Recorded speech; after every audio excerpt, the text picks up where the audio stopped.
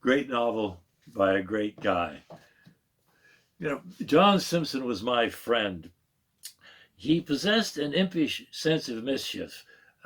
There was a rogue quality about him in the days when I knew him best, mostly contained by middle class conventions, as were we all in those days.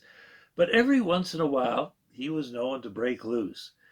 So when he called one day out of the blue, I was immediately suspicious of what he might be up to. "How'd you like to interview Steve Allen?" he announced.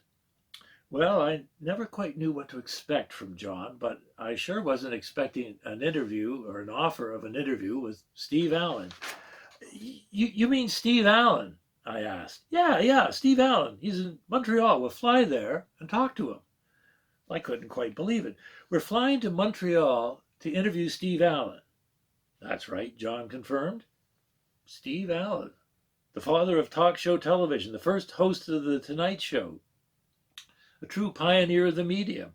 Well, since I was writing about television at the time, a chance to interview the guy who begat Jack Parr, Johnny Carson, Dick Cavett, Jay Leno, all the talk show hosts who came after him, how could I resist?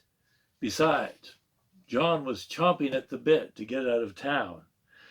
Now, lost to the blurriness of memory is how exactly John came to be connected to Steve Allen or what Steve Allen was doing in Montreal.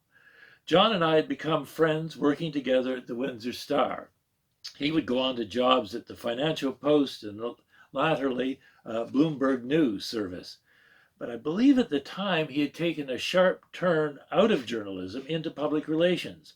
And that's how we ended up on a plane together, headed for Montreal to meet one of television's last surviving pioneers.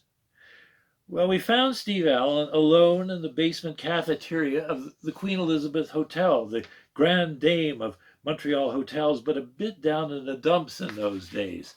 The cafeteria was particularly forlorn and empty as we sat down with Allen. He looked distracted and unsure of what we were doing there. And why were these two strangers bothering him? His hair was dyed black and he was wearing his trademark horn-rimmed glasses. But any thoughts we had that we would encounter the dry wit, the sharp, inquisitive mind of his TV heyday quickly went out the window. Not to put too fine a point on it, but Steve Allen turned out to be downright weird.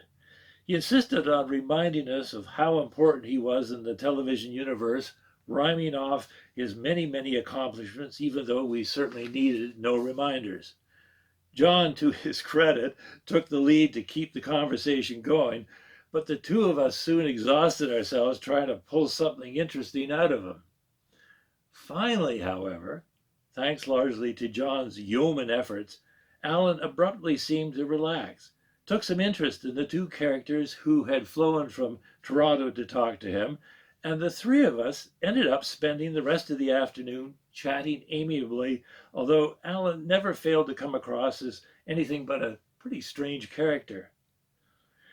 Every so often, John would steal an impish glance at me. Those eyes of his that could on occasion gleam so mischievously were gleaming mischievously. I wasn't sure what we had pulled off that afternoon, but if John had to get some press for Steve Allen, then I guess I was the press. John's son, Mark, brought the sad news of his dad's death at the age of 76. By the time he left, John had become known as John Worsley Simpson, the author of a series of very fine mystery novels.